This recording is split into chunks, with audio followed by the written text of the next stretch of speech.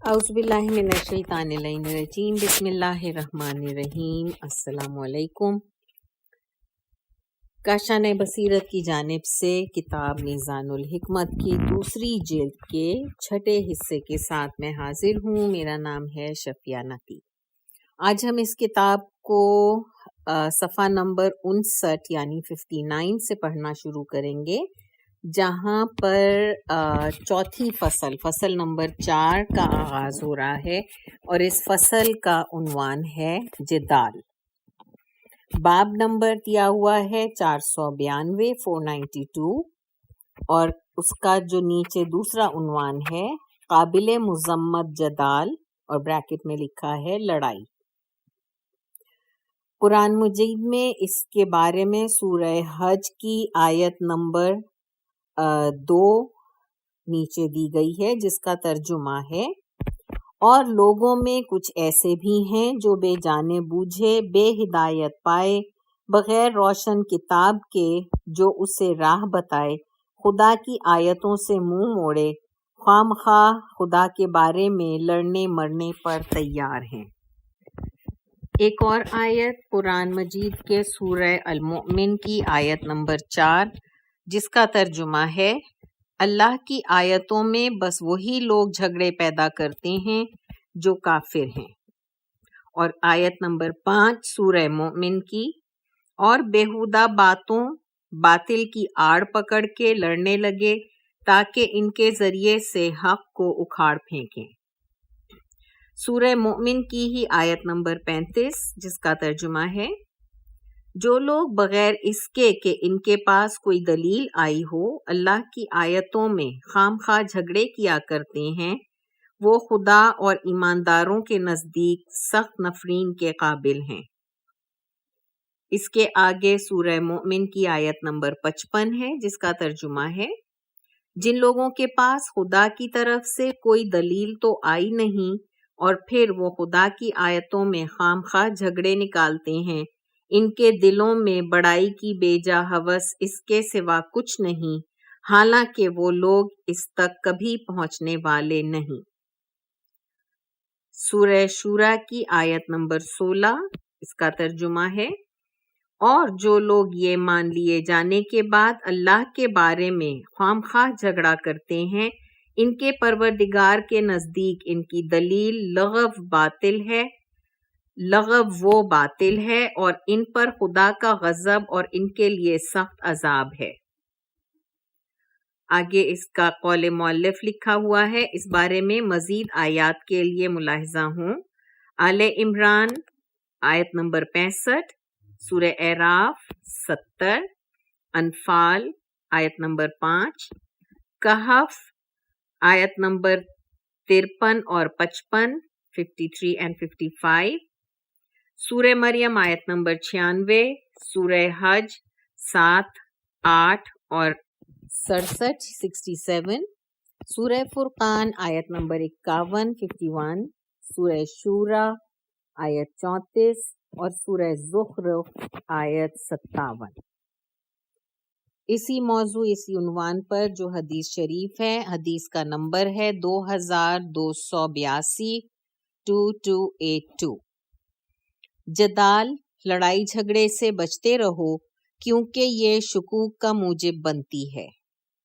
عین بہ جیم 10 صفحہ 94، لام جیم 2 صفحہ 135۔ چکی، اور اس کتاب میں دین میں کا جملہ بھی ہے۔ حدیث نمبر 2283، اے عبدالعظیم، میری طرف سے میرے دوستوں کو سلام پہنچا دو اور ان سے کہو کہ وہ شیطان کو اپنے لیے راہ نہ دیں، انہیں سچ بولنے اور امانت کی ادائیگی کا حکم دو، جو باتیں ان کے لیے بے فائدہ ہیں ان کے بارے میں انہیں خاموش رہنے اور لڑائی جھگڑا ترک کرنے کا حکم بھی دو۔ زوا بہ جیم 74 صفحہ 230، اختص امام علی رضا علیہ السلام۔ حدیث نمبر 2284، جس قوم نے جدال یعنی لڑائی جھگڑے کو اپنایا وہ ہلاک ہو گئی۔ بہ جیم 2 صفحہ 138 138 منیہ رسول اکرم صلی اللہ علیہ وآلہ وسلم۔ حدیث نمبر 2258، دین کے بارے میں لڑنا جھگڑنا یقین کو فاسق کر دیتا ہے۔ غیر الحکم حضرت علی علیہ السلام۔ باب نمبر 493، جدال مستحسن۔ قرآن مجید میں اس کے بارے میں سورہ نحل میں آیت نمبر 124، اور بحث اور مباحثہ کرو بھی تو اس طریقے سے جو لوگوں کے نزدیک سب سے اچھا ہو۔ سورہ عنکبوت آیت نمبر 46، اے ایماندارو اہل کتاب سے مناظرہ نہ کیا کرو مگر شائستہ اور عمدہ الفاظ اور عنوان سے، پھر ان میں سے جن لوگوں نے تم پر ظلم کیا ان کے ساتھ رعایت نہ کرو۔ حدیث شریف ہے حدیث نمبر 2286۔ حضرت امام جعفر صادق علیہ السلام کے سامنے جدال فی الدین کی بات چل نکلی، اور یہ کہ کیا رسول خدا اور ائمہ معصومین علیہم السلام نے اس بارے میں منع فرمایا ہے؟ امام جعفر صادق علیہ السلام نے فرمایا، اس سے مطلقاً منع نہیں کیا گیا، بلکہ ایسے جدال سے منع کیا گیا ہے جو احسن اور مستحسن نہ ہو۔ بہ جیم 2 صفحہ 125 امام حسن عسکری علیہ السلام۔ حدیث نمبر 2287، ہم دین خدا کے لیے جدال کرنے والے ہیں۔ بہ جیم 2 صفحہ 125 جیم رسول اکرم صلی اللہ علیہ وآلہ وسلم۔ حدیث نمبر 2288، جو شخص ہمارے دشمنوں کے خلاف اپنی زبان کے ساتھ ہماری مدد کرتا ہے، اسے خداوند عالم اپنی حجت کے ذریعے اس دن گویا کرے گا جب وہ اس کی بارگاہ میں حاضر ہوگا۔ بہ جیم 2 صفحہ 135 جا امام محمد باقر علیہ السلام۔ فصل 4 یہاں مکمل ہوتی ہے۔ صفحہ نمبر 63 پر فصل نمبر 5 تجربہ، باب نمبر 494 تجربہ، حدیث نمبر 2289، امور تجربے کے ساتھ اور اعمال حصول تجربے کے ساتھ حاصل ہوتے ہیں۔ غیر الحکم حضرت علی علیہ السلام۔ حدیث نمبر 2290، ہر جرت معرفت کی محتاج ہوتی ہے اور ہر مارکے کا سر کرنا تجربے کا محتاج ہوتا ہے۔ بہ جیم 778 صفحہ نمبر 7 حضرت علی علیہ السلام۔ حدیث نمبر 2291، تجربہ وہ علم ہے جس سے فائدہ اٹھایا جاتا ہے۔ غرر الحکم حضرت علی علیہ السلام۔ حدیث نمبر 2292، حضرت امیر المؤمنین علیہ السلام اپنے فرزند جناب امام حسن علیہ السلام کو وصیت کرتے ہوئے فرماتے ہیں، میں نے تعلیم دینے کے لیے قدم اٹھایا ہے کہ تم عقل سلیم کے ذریعے ان چیزوں کے قبول کرنے کے لیے آمادہ ہو جاؤ جن کی آزمائش اور تجربے کی زحمت سے تجربے کاروں نے تمہیں بچا لیا ہے۔ اس طرح تم تلاش کی زحمت سے مستغنی اور تجربے کی کلفتوں سے آسودہ ہو جاؤ گے۔ بہ جیم 77 صفحہ 318 یہ شر جیم 16 صفحہ نمبر 66 حضرت علی علیہ السلام۔ حدیث نمبر 2293، ایام زمانہ تجربے کا فائدہ دیتے ہیں۔ غیر الحکم حضرت علی علیہ السلام۔ حدیث 2294، جب تک تمہیں کسی امر کا تجربہ حاصل نہ ہو جائے کسی قسم کا اقدام نہ کرو۔ غیر الحکم حضرت علی علیہ السلام۔ باب نمبر 495، ثمر تجربہ، حدیث نمبر 2295، تجربے کا پھل یہ ہوتا ہے کہ انسان اس سے اچھا سبق حاصل کرے۔ غر الحکم حضرت علی علیہ السلام۔ حدیث نمبر 2296، تجربے سے عبرت حاصل ہوتی ہے۔ غر الحکم حضرت علی علیہ السلام۔ حدیث نمبر 2297، جس کا تجربہ کم ہوتا ہے وہ دھوکہ کھا جاتا ہے، اور جن کا تجربہ زیادہ ہوتا ہے اسے کم دھوکہ دیا جا سکتا ہے۔ غر الحکم حضرت علی علیہ السلام۔ حدیث نمبر 2298، جو امور کا تجربہ نہ کرے وہ دھوکے میں آ جاتا ہے۔ بہ جیم 77 صفحہ 420 حضرت علی علیہ السلام۔ حدیث نمبر 2299، جسے تجربہ پختہ کر دے وہ ہلاکتوں سے بچ جاتا ہے، اور جو تجربے سے بے نیاز ہو جائے وہ انجام سے اندھا ہو جاتا ہے۔ غر الحکم حضرت علی علیہ السلام۔ حدیث نمبر 2300، مؤدب ہونے کے لیے تجربہ کافی ہوتا ہے۔ غر الحکم حضرت علی علیہ السلام۔ حدیث نمبر 2301، تمہارا بہترین تجربہ وہ ہے جس سے تمہیں نصیحت حاصل ہو۔ بہ جیم 77 صفحہ نمبر 208 حضرت علی علیہ السلام۔ حدیث نمبر 2302، ہر تجربے میں نصیحت ہوتی ہے۔ عین غر۔ حدیث نمبر 2303، کم تجربے کار اور خود پسند شخص کو ریاست کی ہوس نہیں کرنا چاہیے۔ بہ جیم 78 صفحہ 195 لام امام جعفر صادق علیہ السلام۔ حدیث 2304، کسی شخص کی رائے اس کے تجربے کے مطابق ہی قابل قدر ہوتی ہے۔ غر الحکم حضرت علی علیہ السلام۔ 2305، کامیابی احتیاط کے اصولوں کے ساتھ ہوتی ہے اور احتیاط تجربے سے حاصل ہوتی ہے۔ غر الحکم حضرت علی علیہ السلام۔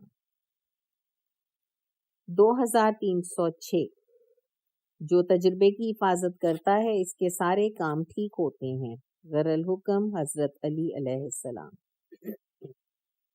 باب نمبر 496، تجربہ اور عقل۔ حدیث نمبر 2307، عقل ایک ایسا غریزہ ہے جو علم اور تجربے سے بڑھتا رہتا ہے۔ غر الحکم حضرت علی علیہ السلام۔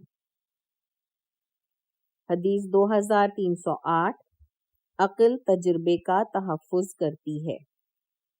غر الحکم حضرت علی علیہ السلام۔ حدیث نمبر 2309، تجربے کی حفاظت بہت بڑی عقل مندی ہے۔ غر الحکم حضرت علی علیہ السلام۔ حدیث نمبر 2310، اگر تجربہ نہ ہو تو اچھے برے راستے نظر نہ آئیں، اور تجربے سے علم جدید سے جدید تر ہوتا رہتا ہے۔ بہ جیم 71 صفحہ 342 حضرت علی علیہ السلام۔ حدیث 2311، علمی اسباق معرفت کو برابر کرتے ہیں اور طویل تجربہ عقل کی زیادتی کا موجب ہوتا ہے۔ بہ جیم 78 صفحہ 128 اعلیٰ حضرت علی علیہ السلام۔ حدیث 2312، عقل مند وہ ہوتا ہے جسے تجربہ نصیحت کرے یا جو تجربوں سے نصیحت حاصل کرے۔ بہ جیم 77 صفحہ 231 فی حضرت علی علیہ السلام۔ حدیث 2313، تجربہ ختم ہونے میں نہیں آتا اور عقل مند کے تجربے میں اضافہ ہوتا رہتا ہے۔ غر الحکم حضرت علی علیہ السلام۔ قول مؤلف، ملاحظہ ہو عقل کا عنوان 2799 طبعی عقل مندی اور تجربی عقل مندی۔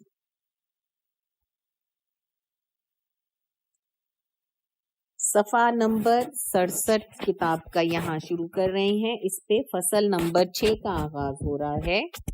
جزا۔ باب 497، घबराहट और बेसब्री से बचो। कुरान मजीद में सूरह अल-मुआरिज में आयत नंबर 19 से 21 तक का तर्जुमा मैं पढ़ रही हूँ। बेशक इंसान बड़ा लालची पैदा हुआ है, अगर इसे तकलीफ छू भी गई तो घबरा गया, और जब इसे फराखी हासिल हुई तो बखील बन बैठा। हदीस शरीफ, हदीस नंबर 2314। घबराहट हलाकत है। गर हजरत अली अलैहिस्सलाम। हदीस नंबर 2315। बेसब्री से बचते रहो कि इससे उम्मीदें मुनक़ता हो जाती हैं, अमल कमज़ोर हो जाते हैं और रंजो गम हासिल होता है। ये भी जान लो कि किसी मुसीबत से निकलने के दो तरीक़े हैं। एक तो ये कि जहाँ पर किसी हीले और चारे से निकला जा सकता हो वहाँ पर इस हीले ही को काम में लाया जाए। दूसरे, जहाँ किसी हीले से काम ना चले तो वहाँ पर सब्र से काम लिया जाए। बेह जीम 82 सफ़ा 142 आ हज़रत अली अलैहिस्सलाम। हदीस 2316। जो आजमाइश को समझता है वो इस पर सब्र करता है, और जो इसे नहीं समझता वो इसको नापसंद करता है। वह जीम 77 सफ़ा 115, जीम 81 सफ़ा 306 रसूल अकरम सल्लल्लाहु अलैहि वसल्लम। हदीस 2317।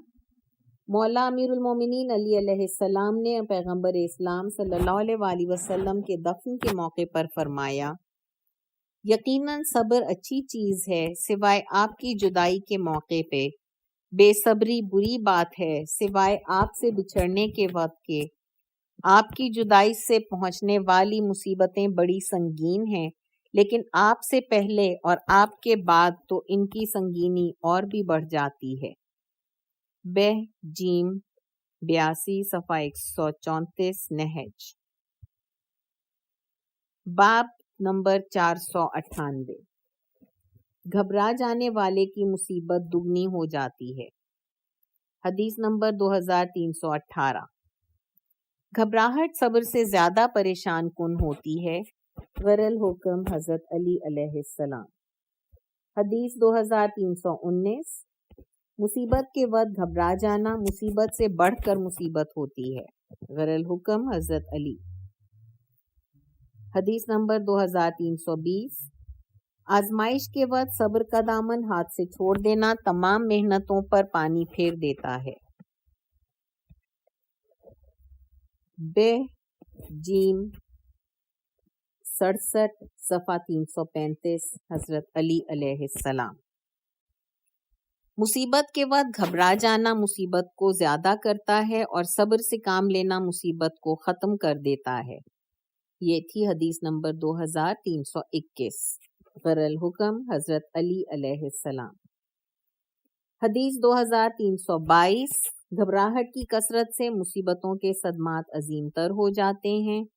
गरल हुक्म हजरत अली अलैहिस्सलाम। हदीस 2323। कलील सी नागवार बातों से ना घबराओ, वरना घबराहट तुम्हें बड़ी से बड़ी नागवार मुसीबतों में डाल देगी। गरल हुक्म हजरत अली अलैहिस्सलाम। हदीस 2324। मुसीबत एक होती है लेकिन अगर घबरा जाओगे तो वो दुगनी हो जाएगी। गरल हुक्म हजरत अली अलैहिस्सलाम। हदीस 2325। मुसीबत सब्र करने वाले के लिए इकहरी और घबरा जाने वाले के लिए दोहरी होती है। का बेह जीम 78 जीम सफ़ा 326 फे जीम 83 सफ़ा 88 सफ़ा 144 इमाम मूसा काज़िम अलैहिस्सलाम।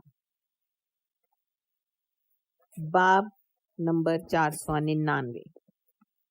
बेसब्री अजर को ज़ाय कर देती है। हदीस नंबर 2326। बेसब्री कदर को तो नहीं टाल सकती लेकिन अजर को जरूर ज़ाय कर देती है। गरल हुक्म हजरत अली अलैहिस्सलाम। हदीस नंबर 2327। گھبراہٹ پر صبر کے ذریعے غلبہ پاؤ، کیونکہ گھبرا جانے سے اجر ضائع ہو جاتا ہے اور مصیبت کی ناگواری بڑھ جاتی ہے۔ غر الحکم حضرت علی علیہ السلام۔ حدیث نمبر 2328۔ جو شخص گھبرا جائے اور بے صبری اس پر غالب آ جائے، اسے عذاب ملتا ہے، وہ امر خدا کو ضائع کر دیتا ہے اور اپنے ثواب کو بیچ ڈالتا ہے۔ غر الحکم حضرت علی علیہ السلام۔ حدیث 2329۔ جس پر بے صبری غالب آ جائے وہ صبر کی فضیلت سے محروم ہو جاتا ہے۔ غر الحکم حضرت علی علیہ السلام۔ باب نمبر 500۔ سخت ترین بے صبری۔ حدیث نمبر 2330۔ سخت ترین بے صبری واویلا اور چیخ پکار کرنے، منہ پر تماچا مارنے، سینہ کوٹنے، بالوں کو نوچنے کو کہتے ہیں۔ جس نے بین کرنے والیوں کو مقرر کیا، اس نے صبر کا دامن چھوڑ دیا اور دوسرے طریقے پر چل نکلا۔ بہار جیم 2 صفحہ 89، مسکن امام محمد باقر علیہ السلام۔ حدیث نمبر 2331۔ دو آوازیں ایسی ہیں جنہیں خداوند تعالیٰ سخت ناپسند فرماتا ہے، مصیبت کے وقت چیخ پکار کرنا اور نعمت کے موقع پر گانا بجانا۔ بہ جیم 77 صفحہ 143، فی رسول اکرم صلی اللہ علیہ وآلہ وسلم۔ حدیث 2333 332۔ جو شخص منہ پر تماچے مارے اور گریبان چاک کرے وہ ہم سے نہیں۔ بہ جیم 82 صفحہ 93، مسکن رسول اکرم صلی اللہ علیہ وآلہ وسلم۔ حدیث 2333۔ جو شخص مصیبت کے وقت اپنا ہاتھ اپنی رانوں پر مارے گا اس کا اجر ضائع ہو جائے گا۔ بہ جیم 78 صفحہ 60، فی حضرت علی علیہ السلام۔ حدیث 2334۔ جب حضرت امیر المومنین علیہ السلام نے صفین کے مقتولوں پر لوگوں کے رونے کی آواز سنی تو فرمایا، میں سن رہا ہوں گویا تم پر تمہاری عورتیں غالب آ چکی ہیں، تم انہیں اس دھاڑنے سے کیوں نہیں روکتے؟ بہ جیم 67 صفحہ 235، حضرت علی علیہ السلام۔ باب نمبر 501۔ اگر بے صبری کرتے ہو تو۔ حدیث نمبر 2335۔ اگر تم اپنے ہاتھوں سے چلے جانے والی چیز پر بے صبری کا مظاہرہ کرتے ہو تو پھر ہر اس چیز پر بھی بے صبری کا مظاہرہ کرو جو تم تک نہیں پہنچ پائی۔ اس طرح موجود چیز کے ذریعے غیر موجود چیز پر استدلال قائم کرو، کیونکہ واقعات تو ایک دوسرے سے ملتے جلتے ہی ہیں۔ بہ جیم 77 صفحہ 311، مہجہ شر جیم 16 صفحہ 112، یہ فض حضرت علی علیہ السلام۔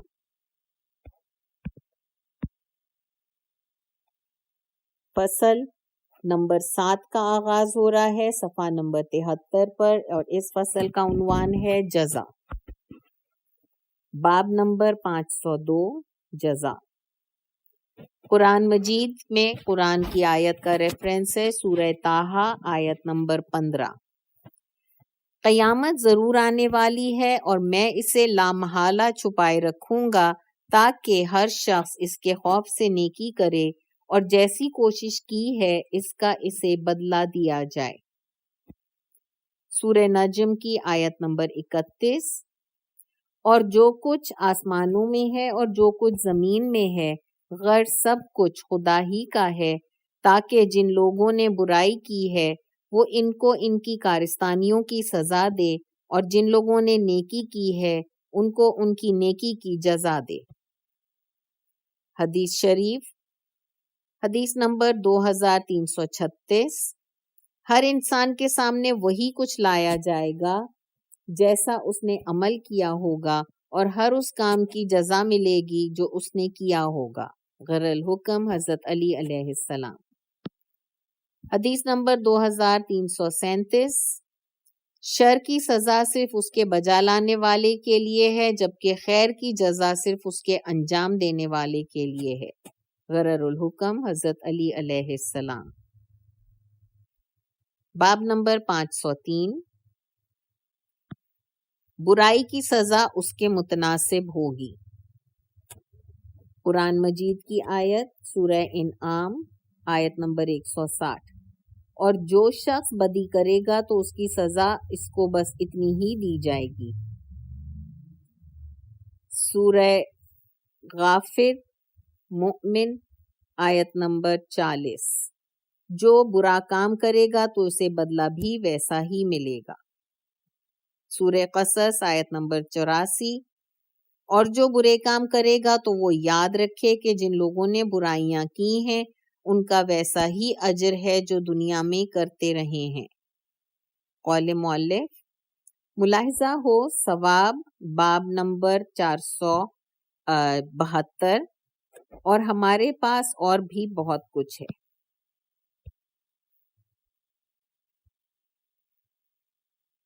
باب نمبر 504، نیک عمل کرنے والوں کو ہم اسی طرح جزائے خیر دیتے ہیں۔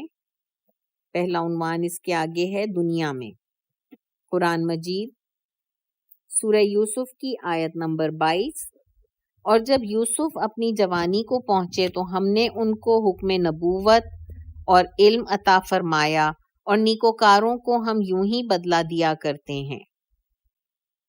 سورہ قصص آیت نمبر 14، اور جب موسیٰ اپنی جوانی کو پہنچے اور ہاتھ پاؤں نکال کے درست ہو گئے تو ہم نے ان کو حکمت اور علم عطا فرمایا، اور نیکی کرنے والوں کو ہم یوں ہی جزائے خیر دیتے ہیں۔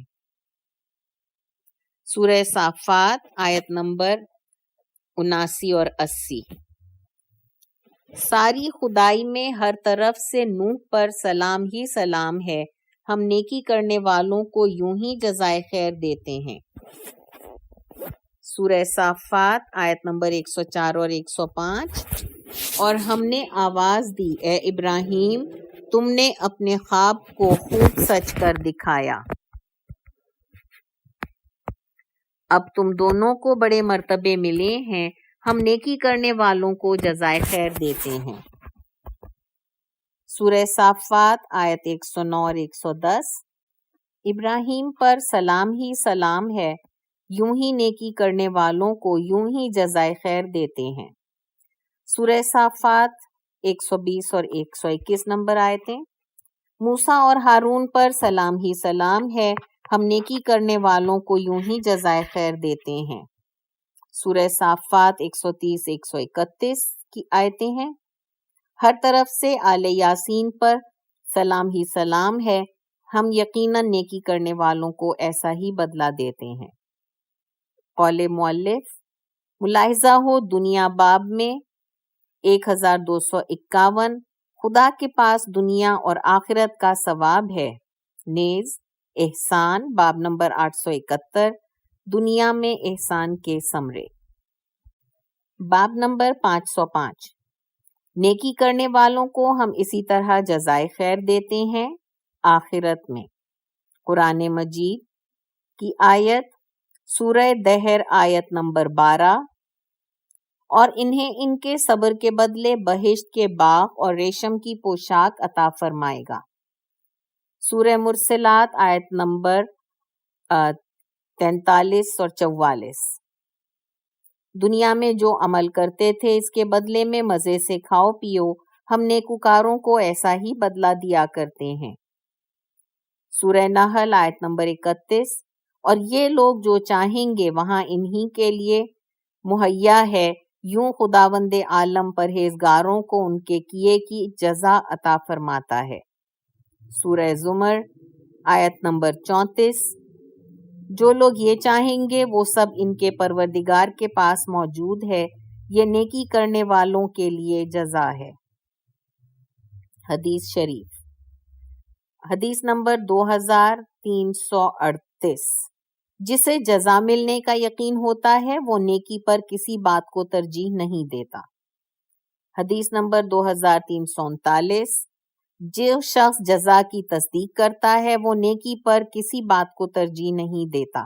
غرل الحکم حضرت علی علیہ السلام۔ حدیث نمبر 2340، آزمائش کے مطابق ہی جزا ملتی ہے، غر الحکم حضرت علی علیہ السلام۔ قول مؤلف ملاحظہ ہو عین 77 جنت۔ باب نمبر 506، ہم مجرموں کو اسی طرح سزا دیتے ہیں دنیا میں۔ قرآن مجید کی آیت سورہ سبا کی آیت نمبر 16 اور 17۔ اس پر بھی ان لوگوں نے منہ پھیر لیا اور پیغمبروں کا کہا نہ مانا، تو ہم نے ایک ہی بند توڑ کر ان پر بہت بڑا سیلاب بھیج دیا اور ان کو تباہ کر کے ان کے دونوں باغوں کے بدلے ایسے 2 باغ دیے جن کے پھل بدمزہ تھے اور ان میں جھاؤ تھا اور چند بیریاں تھیں۔ یہ ہم نے ان کی ناشکری کی سزا دی اور ہم تو ناشکر گزاروں کو بڑی سزا دیا کرتے ہیں۔ سورہ یونس آیت نمبر 13، اور تم سے پہلی امت والوں کو جب انہوں نے ظلم کیا تو ہم نے انہیں ہلاک کر ڈالا، حالانکہ ان کے وقت کے رسول واضح اور روشن معجزات لے کر آ چکے تھے اور وہ لوگ ایمان نہ لانا تھا نہ لائے۔ ہم گناہ گار لوگوں کو یوں ہی سزا دیا کرتے ہیں۔ سورہ طٰہٰ آیت نمبر 124 سے 127۔ اور جس شخص نے میری یاد سے منہ پھیر لیا اس کی زندگی بہت تنگی میں بسر ہوگی اور ہم اسے قیامت کے دن اندھا بنا کے اٹھائیں گے۔ وہ کہے گا الہی میں دنیا میں آنکھ والا تھا، تو نے مجھے اندھا کر کے کیوں اٹھایا؟ خدا فرمائے گا ایسا ہی ہونا چاہیے، ہماری آیات بھی تو تیرے پاس آتی تھیں تو انہیں بھلا بیٹھا، اسی طرح آج تو بھی بھلا دیا جائے گا۔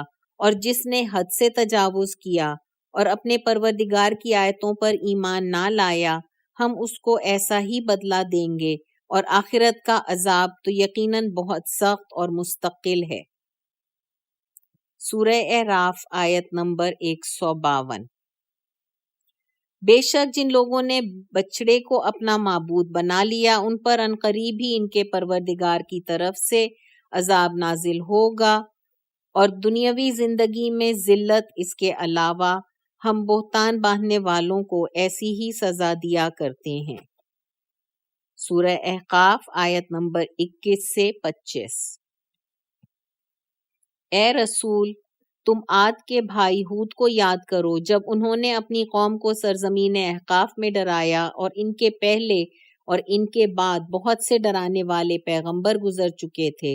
ہود نے اپنی قوم سے کہا خدا کے سوا کسی کی عبادت نہ کرو، کیونکہ تمہارے بارے میں ایک بڑے سخت دن کے عذاب سے ڈرتا ہوں۔ وہ بولے کیا تم ہمارے پاس اس لیے آئے ہو کہ ہم کو ہمارے معبودوں سے پھیر دو؟